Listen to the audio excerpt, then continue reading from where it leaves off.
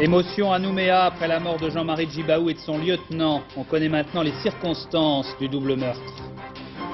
Les élections provinciales de Nouvelle-Calédonie sont reportées. Le Premier ministre Michel Rocard est parti tout à l'heure pour le territoire. La pilule favorise-t-elle le cancer du sein? Des savants britanniques l'affirment, mais leur étude est déjà contestée. La Yougoslavie, 10 ans après Tito. Un pays déchiré, une économie en faillite. Reportage dans ce journal. Jean Morel gagne à Saint-Barth. Il vient de remporter la première moitié de la Transat en double devant Tabarly. Bonsoir. La Nouvelle-Calédonie en état de choc. Le gouvernement préoccupé. Une fois la stupeur passée, on commence en effet à mesurer les conséquences de l'assassinat hier dans le territoire de Jean-Marie Djibaou et de son lieutenant Yewene. Ce qui est sûr, c'est que rien ne sera plus comme avant, car Djibaou était l'un des garants des accords de paix. Maintenant à Nouméa, les dépouilles des deux hommes sont veillées dans la ferveur jusqu'à dimanche, jour des funérailles auxquelles assistera Michel Rocard, le Premier ministre. Au lendemain du drame, on commence aussi à comprendre ce qui s'est passé et pourquoi Jean-Marie Djibaou a été tué. Hervé Brusini. Ils sont venus les voir une dernière fois, dire adieu aux deux dirigeants politiques. Presque anonyme dans la foule, le haut-commissaire Bernard Grasset. Tous se posent aujourd'hui les mêmes questions. Pourquoi ces assassinats? De quoi sera fait l'avenir? Dans la commune de Jean-Marie Djibaou, la réunion préparatoire aux obsèques n'a pris que très peu de temps. Une fois dit l'essentiel, la veillée mortuaire a presque commencé, en regardant le bureau vide du maire.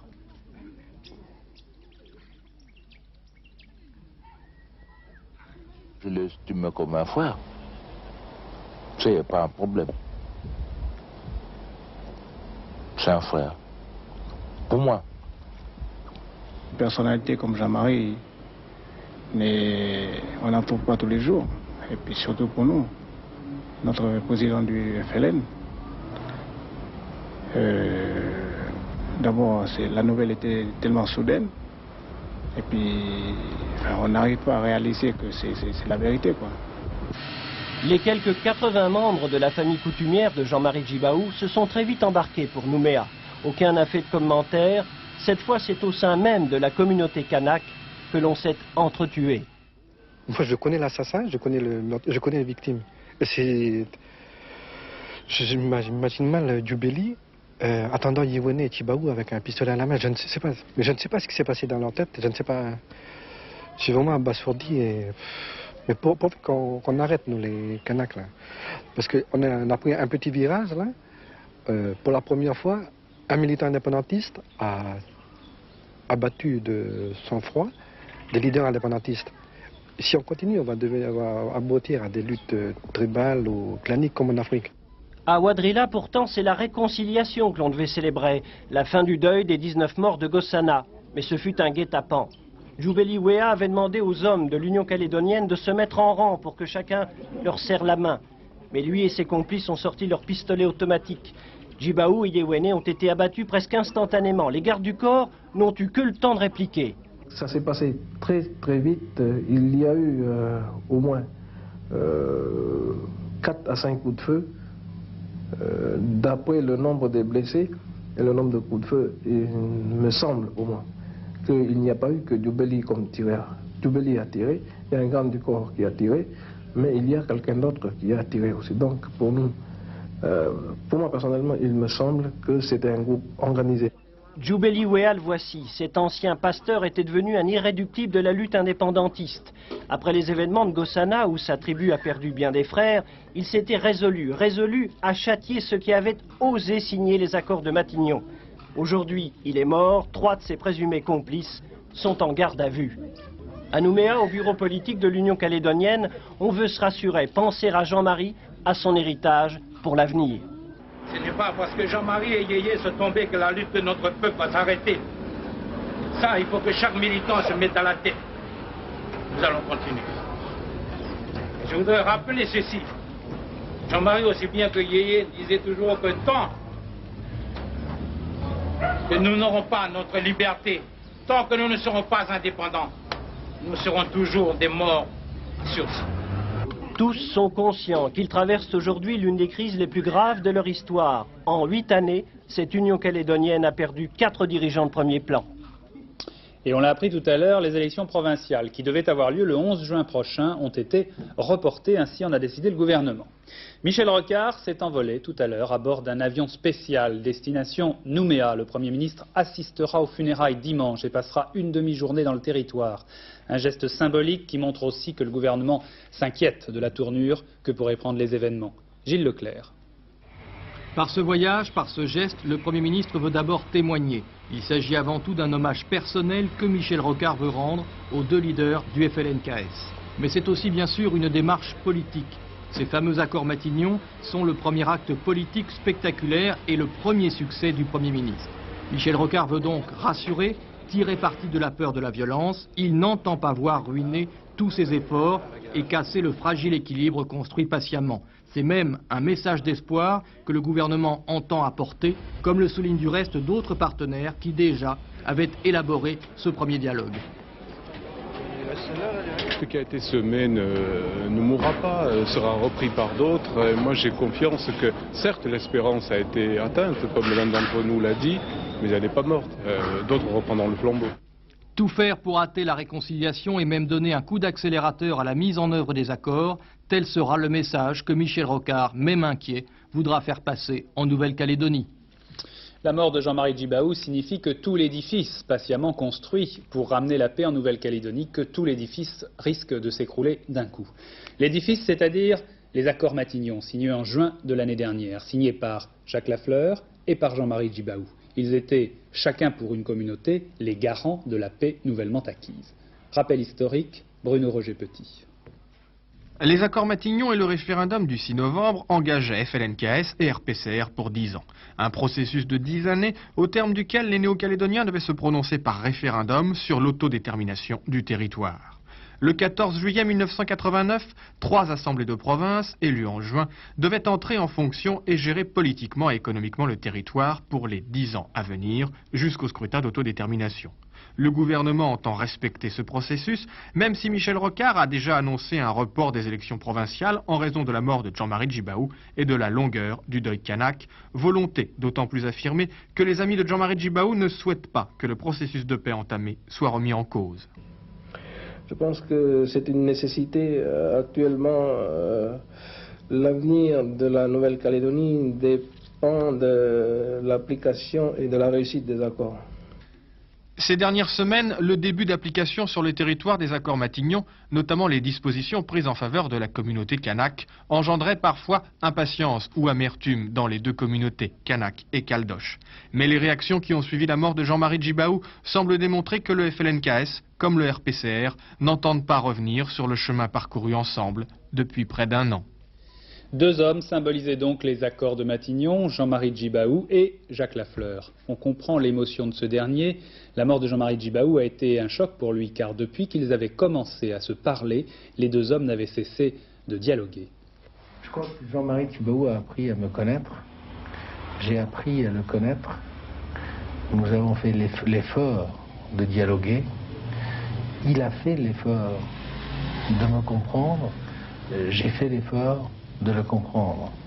Et de cela, eh bien, il sortait que nous pouvions discuter, que nous pouvions opposer certains de nos points de vue et que nous pouvions essayer de rapprocher nos points de vue pour que le plus grand bien de la Nouvelle-Calédonie, pour que les habitants puissent espérer de nous que la Nouvelle-Calédonie soit quelque chose qui crée l'espoir au lieu du désespoir, au lieu de voir un avenir obscurci par la haine, par la guerre. Eh bien, nous avions compris qu'il fallait faire ces efforts et nous y étions arrivés. Et de mois en mois, eh bien, j'avais de plus en plus de contacts avec Jean-Marie Djibaou. Ce soir, une manifestation avait lieu à Paris. C'était plutôt un hommage et une cérémonie de deuil. Plusieurs centaines de personnes, presque 2000, défilaient entre la place de la Bastille et le métro Charonne. Parmi les personnalités présentes, on remarquait des hommes de gauche et d'extrême gauche, mais aussi des personnalités venues d'autres horizons, comme par exemple le chanteur Renaud. Parmi tous les hommages rendus à Jean-Marie Djibaou, qui viennent d'ailleurs de tous les horizons politiques, des mots reviennent souvent, humanisme et aussi humour, car le leader du FLNKS était un homme politique qui, contrairement à beaucoup d'autres, n'utilisait pas la langue de bois. Voici quelques séquences rassemblées par Michel Strulovici qui le montrent tel quel. Il faut dire Djibaoui.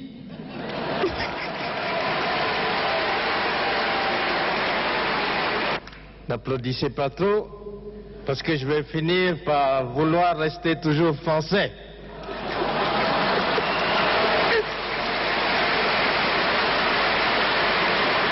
Vous avez l'impression d'avoir convaincu M. Méhaignery de faire campagne pour ce référendum? Ah, M. Méhaignery, c'est un ancien ministre, c'est un député. C'est pas moi qui viens de la brousse là-bas qui lui dira ce qu'il faut faire. Merci. Alors, c'est pas les escaliers de l'Élysée. Oh, ça vaut bien cette Matignon.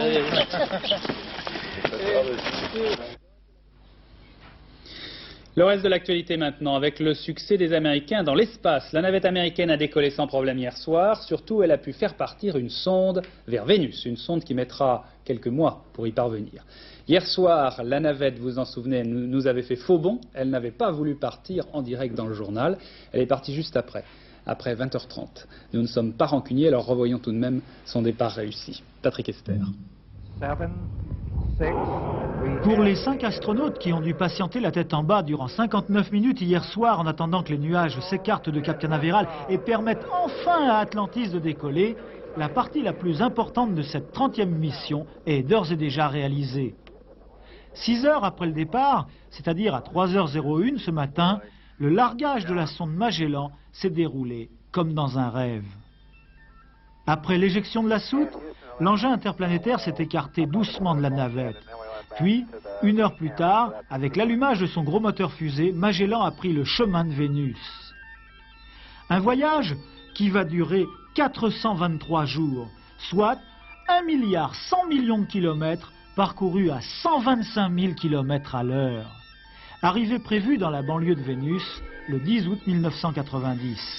En fait, la sonde Magellan va effectuer une trajectoire très longue, la faisant contourner le Soleil, puis rattraper Vénus 15 mois plus tard.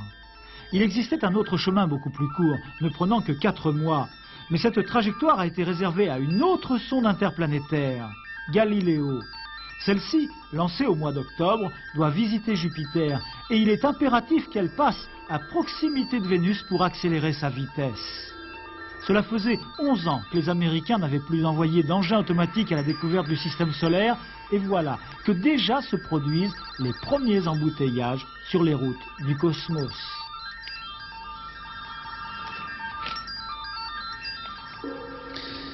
La pilule contraceptive est-elle cancérigène? Il faut mettre cette information au conditionnel. Mais une enquête importante publiée dans le très célèbre journal médical et britannique Lancet montrerait que les femmes qui prennent la pilule longtemps, pendant au moins 4 ans, développeraient plus souvent des cancers du sein. Pas d'affolement tout de même, car d'autres enquêtes, aux États-Unis notamment, montraient récemment tout le contraire. Reste que l'affaire fait grand bruit en Grande-Bretagne. Marie-Françoise Griot. L'étude publiée dans le Lancet a été conduite sur tout le territoire anglais. Les enquêteurs ont interrogé, entre autres, plus de 700 femmes ayant eu un cancer du sein avant l'âge de 36 ans. D'après cette étude, il semble que la prise prolongée de contraceptifs oraux ait une incidence sur la survenue d'un cancer du sein. Ce risque semble augmenter légèrement à partir de 4 ans de prise de pilule. Le type de pilule joue également un rôle, les plus inoffensives étant les moins dosées en estrogène. Toutes ces données peuvent inquiéter, il faut toutefois savoir que cette enquête fait suite à beaucoup d'autres. De nombreuses études sur ce sujet sont faites régulièrement depuis 10, 15, 20 ans. Et que jamais il n'a été possible de démontrer que la pilule pouvait avoir une incidence sur l'augmentation de risque de cancer du sein. Il y a même certaines études qui ont montré que le risque de cancer du sein était diminué par la prise de pilule. On peut aussi remarquer que cette étude est basée sur ce qu'on appelle une méthode rétrospective, c'est-à-dire sur l'interrogatoire des personnes concernées. Et on sait bien que cet interrogatoire pose d'énormes difficultés d'interprétation. Demandez-vous vous-même, qu'avez-vous fait il y a quelques années? C'est toujours très difficile de le dire. Une étude fortement contestée, donc, il faut quand même savoir que les pilules d'aujourd'hui sont de moins en moins dosées. Il n'en reste pas moins nécessaire de bien surveiller ses seins, quel que soit d'ailleurs le mode de contraception.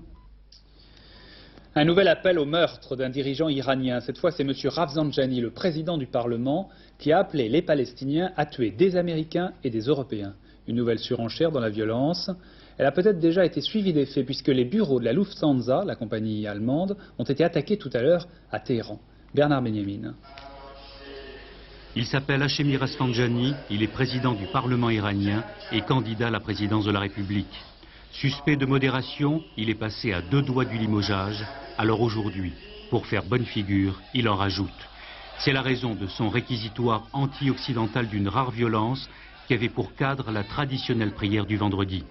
Face aux brutalités sionistes, a-t-il dit, il faut tuer des Américains, des Britanniques et des Français. Il n'en fallait pas plus pour jeter dans la rue des dizaines de milliers de personnes qui, depuis 10 ans maintenant, suivent à la lettre les appels de leurs dirigeants.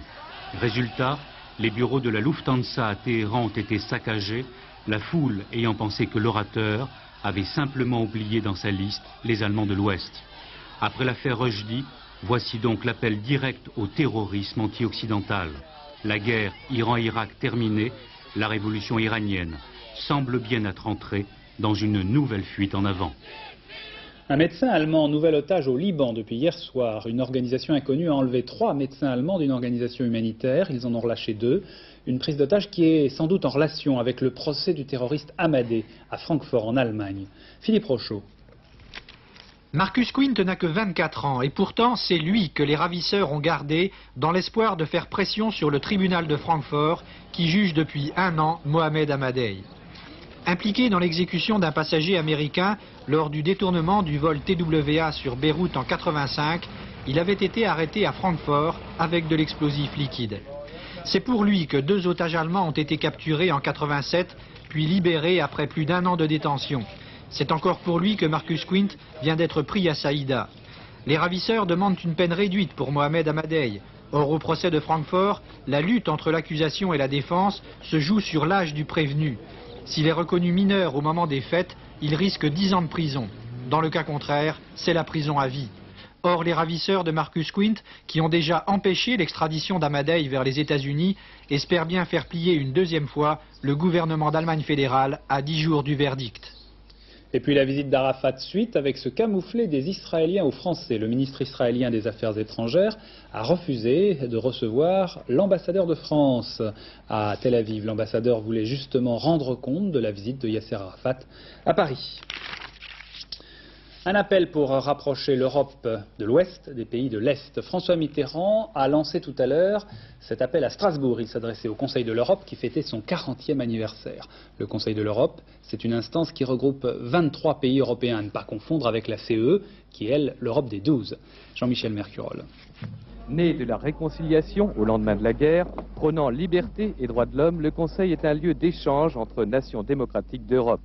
Un lieu de défense des cultures européennes, a voulu souligner aussi François Mitterrand, qui a exhorté les Européens à s'armer contre l'invasion audiovisuelle japonaise et américaine.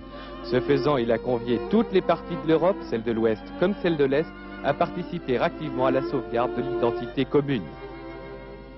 J'estime, la France avec moi, que le moment est venu d'établir entre ces 2 Europes, hors de toute définition préalable, il faut établir entre eux des liens plus forts, des liens nouveaux, dès lors que c'est rendu possible par une évolution qui va dans le sens même de ce qu'ont voulu les créateurs, dans le sens de la liberté. François Mitterrand s'est rendu ensuite en péniche, en compagnie d'écoliers européens, jusqu'à la mairie de Strasbourg, où il a déjeuné avec le maire Catherine Trautmann.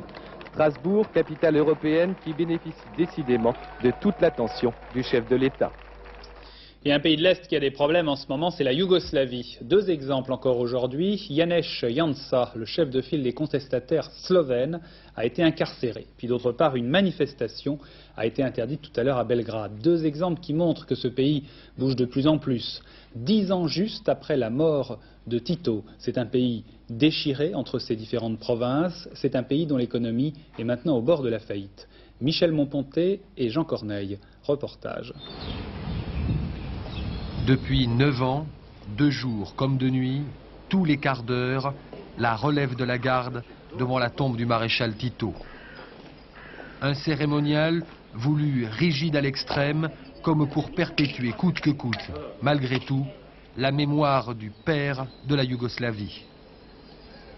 Mais peu à peu, pour 23 millions de Yougoslaves, Tito est en train de devenir aussi le père de la crise yougoslave.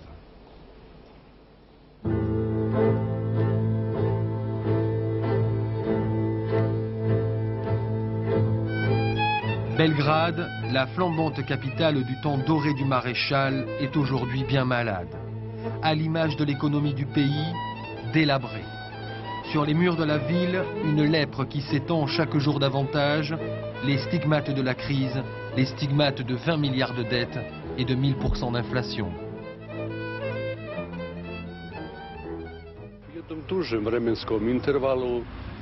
Pendant très longtemps, on n'a prêté aucune attention au délabrement, on a négligé et abandonné des bâtiments, dont certains même avaient une grande valeur historique. Comme toute grande ville du pays, Belgrade doit assurer son propre financement. Le programme de revitalisation et de reconstruction que nous envisageons ne recevra aucune subvention de l'État yougoslave.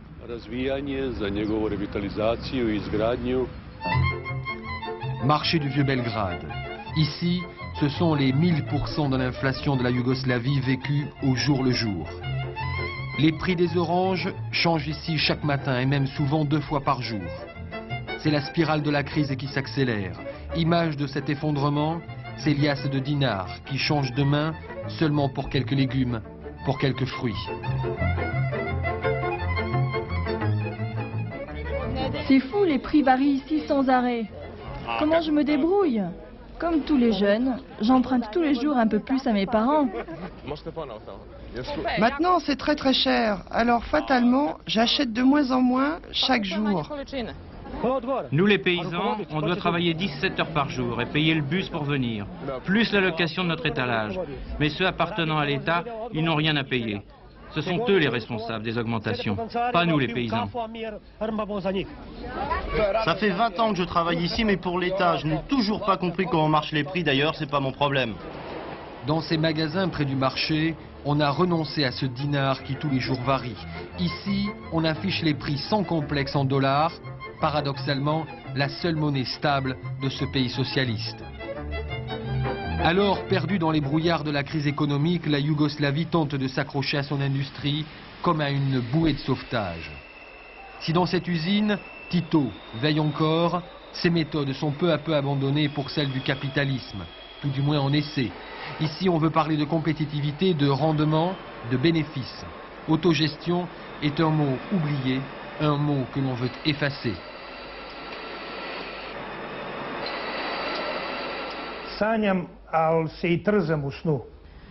Je rêve souvent de compétitivité, mais ces rêves sont trop souvent troublés par des cauchemars. L'État devrait nous laisser travailler, tranquillement. Cesser de nous mettre sans arrêt des barrières en papier qui prennent notre temps, un temps précieux et gaspillé. Le cauchemar de ce PDG, c'est aussi le taux d'absentéisme et le manque de productivité. Baptême, grippe, mariage, tout y passe. On a coutume de dire que les ouvriers yougoslaves travaillent vraiment chez eux, une fois les horaires terminés. Alors, on rêve d'une usine comme celle-ci, où conscience professionnelle est un sens. On rêve d'ouvriers laborieux, appliqués, durs à la tâche. Mais les images de cette usine ne sont malheureusement que fiction. Un concours du meilleur ouvrier organisé par l'État, un concours doté de prix, de récompenses. Prix, récompenses, des mots absents depuis bien longtemps de la réalité, Josip Broz Tito les avait effacés. La Yougoslavie semble aujourd'hui le regrettait amèrement. Et on l'a appris tout à l'heure à Washington, George Bush, le président américain, va lui se rendre dans 2 autres pays de l'Est, la Pologne et la Hongrie. Ce sera en juillet prochain. Voyons maintenant d'autres informations internationales avec Éric Perrin. Oliver North reconnu coupable de 3 des 12 chefs d'accusation retenus à son encontre. Falsification et destruction de documents, obstruction de l'enquête du Congrès. Héros pour les uns, traître pour les autres, l'ex-lieutenant-colonel était au centre de l'affaire de l'Irangate, le plus grand scandale de l'administration Reagan. Il a décidé de faire appel, la sentence sera fixée le 23 juin prochain.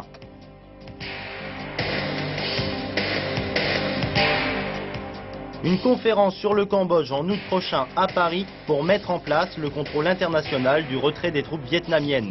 Le chef de la résistance cambodgienne, Norodom Sihanouk, a par ailleurs indiqué qu'il choisirait entre d'une part maintenir son alliance avec les Khmers rouges et d'autre part passer du côté du gouvernement pro-vietnamien de Phnom Penh en fonction des garanties en matière de liberté publique.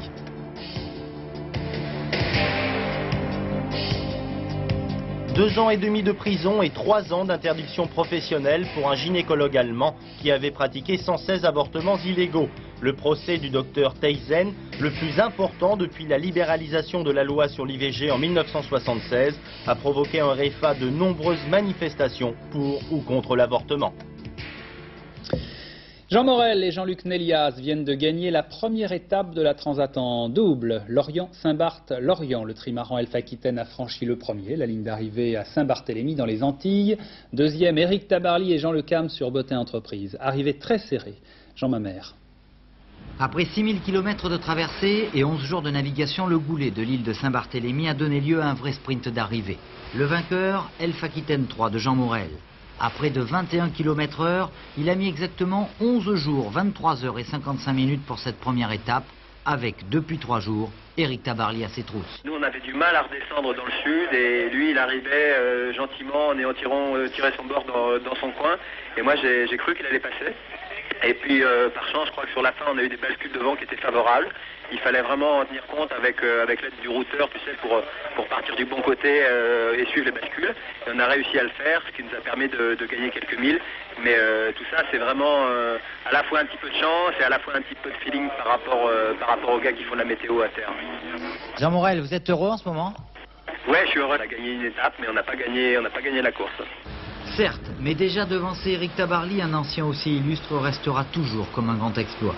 Tabarly, 58 ans, deuxième à Saint-Barthélemy, cause lui aussi une grande et agréable surprise. Morel le jeune et Tabarly l'ancien devancent pour l'heure tous leurs poursuivants de plus d'une demi-journée. L'affaire du PMU. Les parieurs lésés seront peut-être indemnisés, mais peut-être seulement. La décision sera prise la semaine prochaine. L'affaire, eh bien, elle s'est passée dans le quartier d'hier. Le numéro 15 avait été déclaré non partant. Mais il est parti et il est même bien arrivé. Deuxième. Malaise des parieurs. Explication de Claude Crespo. L'angoisse de l'attente, la déception de l'échec jusqu'à la prochaine course, ces parieurs les vivent tous les jours dans ce bureau du PMU. Et ce geste de rage, combien le font aussi? Hier, ils ont été des milliers, se fiant à cette fausse information, le 15 non partant, et pourtant bien présent dans la course. Ce parieur, lui, a conservé le ticket. Il a presque le quartet gagnant, hélas, sur les renseignements du PMU, il a supprimé le 15 et il est venu réclamer. J'ai mis le 16, sinon je l'avais dans l'ordre et je gagnais 14 millions. Alors qu'est-ce qu'on vous a dit au PMU? On m'a dit que peut-être j'aurais peut-être une petite compensation. Est-ce qu'on a chiffré cette compensation? Non, pas du tout.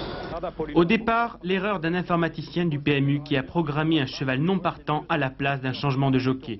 Résultat pour le parieur, sans doute une perte irrémédiable. Si son billet a été enregistré, nous aurons une trace de l'annulation. Si en revanche il a déchiré son billet avant de venir dans le point PMU, je vois mal comment on pourrait faire la différence entre quelqu'un de bonne foi et quelqu'un de mauvaise foi. L'an dernier, dans un cas de litige semblable, le PMU, tensé par les ministères de tutelle, avait indemnisé les parieurs lésés. N'est-il pas possible de reconduire cette décision?